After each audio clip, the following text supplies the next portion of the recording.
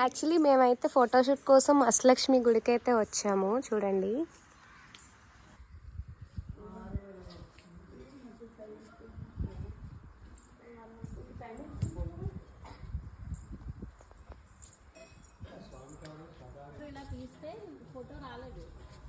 చూడండి ఇక్కడ నందివర్ధనం పువ్వులు మామూలుగా రేకుల్లో ఉంటాయి కదా, అలా కాకుండా కొంచెం ముద్దగా కూడా పూసున్నాయి. నేనైతే ఇలాంటి పువ్వులు ఇవే చూడడం ఫస్ట్ టైం.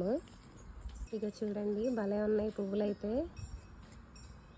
నందివర్ధనం అండి, టార్టాయిస్లు భలే ఉన్నాయి కదా. చూడండి అలా ముందుకు కూడా ఒకటి ఉంది. యాక్చువల్లీ అది లోపలికి వెళ్ళిపోతుంది, కనిపించట్లేదు. ఇక్కడ ఈ రెండు చూడండి భలే ఉన్నాయి.